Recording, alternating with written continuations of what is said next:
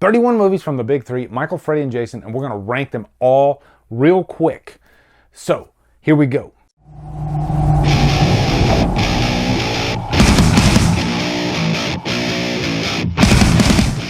What's up, guys?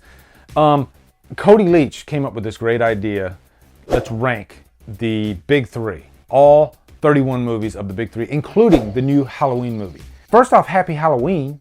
I hope you are having a great day. I hope tonight you go and have some fun. If you're going to a party, if you're going trick-or-treating with your kids, whatever. I hope you have a great time. If you're checking out this video, be sure to check out Cody Leach's, CP from Well I Like It Reviews, Brian Lomax from Brian Lomax Movie Talk, and Lindsay from Mother Mayhem. That's 4 more videos. That's right, 4 more videos you're gonna get aside from this one. So that's a lot of watching, a lot of ranking. I'm gonna burn through these real quick. I'm not gonna go in like deep detail on these 31 movies for obvious reasons. I've reviewed all 3 franchises, so if you wanna check out my in-depth reviews, more power to you. But I'm gonna give you maybe a couple sentences on each movie, because it's worst to best, so you can kind of guess which ones I don't like, which ones I do. But I will say, out of all 3 franchises, I like most of the movies. But anyway, I got my phone here. I'm gonna pull up my Letterboxd app because I already have this ranked here, and we're just gonna run right through them. But first, I'm gonna take a drink of my Big Red. And aren't you wondering where that new Halloween movie is gonna rank out of all 31 of these movies? Now, I will say I am the Halloween fan of the group. I think I'm the only one of Scream Stream that's like the Halloween fanatic. So you can probably guess where Halloween, the franchise, is gonna weigh on this list. All right, guys, here we go. Number 31 is Freddy's Dead. This is the absolute worst out of all 3. Freddy's Dead is just a horrible movie because Freddy, the character, is completely a joke. Freddy's Dead makes the worst of the list because I think it's the one movie that I have a tough time getting through because Freddy as a character is a joke in this movie. I don't know what Robert Englund was thinking with this, but he took it way too far into the comedy zone, and I'll probably be using that sentence again down the line, but this one is just not a well-directed movie by Rachel Talalay at all. It's just really bad. Number 30 is going to be Jason Takes Manhattan. Funny enough, though, I do have some fun with that movie, but it's just a really bad movie, and it's false advertising because the most of the movie takes place on a boat, and they freaking melted Jason into a child at the end. Unforgivable. Number 29 is going to be Jason Goes to Hell, just because when I want to watch a Friday the 13th movie, I want it to be a Friday the 13th movie. This is not that. This is like a body swapping movie. Number 28, Halloween Resurrection. The worst, absolute worst of all the Halloween movies. It does have some moments that are pretty decent. Brad Lorry's a decent Michael.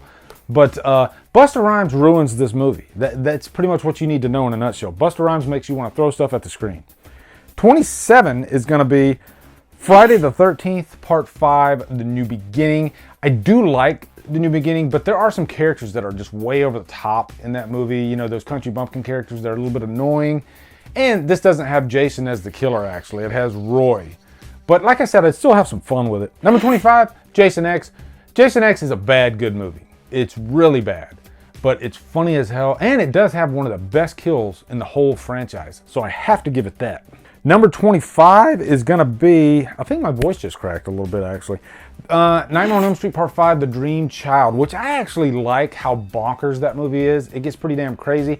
But again, Freddy kind of ruins the movie. Everything else around Freddy I actually like. It's got some great nightmare sequences, especially the motorcycle scene. Love that scene, actually. Stephen Hopkins is a pretty damn ambitious director, and I have to give him credit for that. Number 24 is going to be Nightmare on Elm Street Part 4. And this is the one directed by Rennie Harlan. I actually don't have a problem with this movie at all. And I love the soundtrack to it. Became a big fan of Vinnie Vincent Invasion that was in this movie. It does have some really cool nightmare sequences too, actually. It's what I call the MTV nightmare movie, actually. Number 23, here's a surprise, Halloween H2O. H2O is just a mixed bag for me. Jamie Lee Curtis is great in it, but I hate Michael Myers in this movie. And I think if you would have given me a much scarier Michael Myers, then I would have liked it. And also, this feels like a Scream movie, and I hate that about H2O. It's not a bad movie, but I just have some major problems with it. Number 22 is New Nightmare. New Nightmare is one of those movies that for some reason I constantly forget, and that's just not a good thing. You know, I've seen it a few times too, but I just don't like the way it looks. It looks too slick for me, and I like my Nightmare movie to be a lot more gritty. Number 21, Halloween 5, The Revenge of Michael Myers. They wanted to cash in on the success of Halloween 4, so they made Halloween 5, and of course it has some really cringe-worthy moments in it actually, especially with the cops. They tried to infuse way too much comedy into it. The last act's actually pretty decent though. Don Shanks is a good Myers, and it is one of those that I tend to throw in a lot actually. Number 20, Friday the 13th, the remake. This one would have rated a lot higher if not for some really annoying characters, especially Trent. Trent really takes this movie down quite a few pegs, and he is one of those characters that you love seeing killed, but the damage is already done by the time he's dead. But Derek Mears is a great freaking Jason actually. Number 19, Friday the 13th, Part 7, The New Blood. I used to love this movie to death, but after watching it again, I've noticed that the kills are completely neutered in this movie, like probably the most neutered out of the whole franchise actually. I love the showdown between Tina and Jason though. Number 18, Rob Zombie's Halloween. Another one that had some great potential visually. Tyler Mane is a great Myers, but I hate the dialogue in this movie, especially the first act, and I really hate the first act of this movie. Number 17 is the Nightmare on Elm Street remake. I actually really like this remake. It does lean a little bit too much into the dark territory, and I love a dark Freddy, don't get me wrong, but I think it goes a little bit too dark and goes as far as like trying to come out and say that he's a pedophile, which I think is a mistake. But I do like this movie more than most. Number 16, Freddy vs. Jason. It's a good freaking time. I have a blast with Freddy vs. Jason. They set out to make pretty much the safest Freddy vs. Jason that they could, and I think they succeeded. It's one of those that I never have a problem throwing in, and it has the best metal soundtrack I think I've ever heard. Number 15, Friday the 13th, Part 3. This is one of the better Friday movies. I actually enjoy this one quite a bit. I love that last act. It's one of my favorite last acts, actually. It's got that iconic mask with the gash in it. This mask right here, actually, I think this is a Part 4 mask, but you know, he gets the gash in Part 3. Shelley was a character that kind of weighted this movie down for me. The acting's not that good, but it does have some phenomenal kills. Like the split down the middle kill, so amazing. Number 14, CP's gonna kill me for this one. Friday the 13th, Part 6, Jason Lives. This is a great Friday movie. Do not get me wrong, okay? I just don't think it's as great as, you know, a lot of Friday fans make it out to be. I think it does deserve credit though, because it is very meta, very self-aware, and you know, it's one of those, I want to say one of the first horror comedies, but it's one of the better ones. Number 13, funny enough, is the first Friday the 13th. I think Pamela Voorhees is even scarier than Jason. This is a classic slasher movie. It is responsible for really kicking off the slasher phase after Halloween. You know, I think it deserves its place because it has some great kills by Tom Savini. Number 12 is Halloween 2, which picks up the second after Halloween 1 ends. If not for the pacing issues in the middle of this movie, and if not for a slightly comatose Jamie Lee Curtis, then this movie would have ranked a lot higher because it is a really great Halloween movie, and the last act is one of the best last acts out of the whole franchise. Number 11 is Rob Zombie's Halloween 2. Now, I constantly have to defend this movie. I know a lot of you hate this movie. I know a lot of you have got your dislike finger ready, and you're about to pounce on that sucker right now, but hear me out.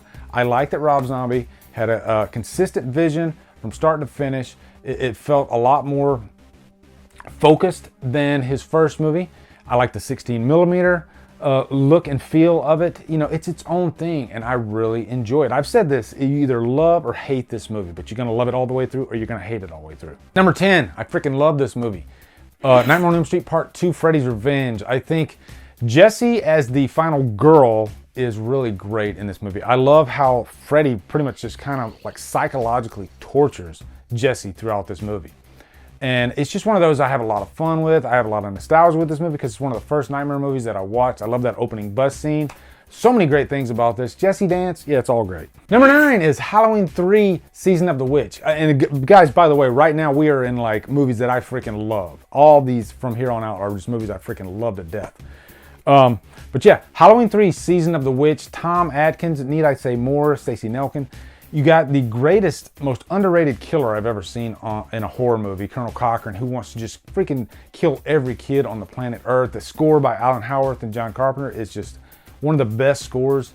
I love Halloween 3 so much. Number 8, Friday the 13th Part 2. One of my favorite Friday movies, actually. I just love Sackhead Jason in this movie. You know, this is before we got the mask, but also you got probably the hottest girls in this movie. It's just one of the funnest Friday movies in my mind. And that last act, when Sackhead Jason jumps through the window, is completely balls crazy. Plus you got the shish kebab kill from Twisted the Death Nerve, which is actually better in that movie, but still, good kills in this one.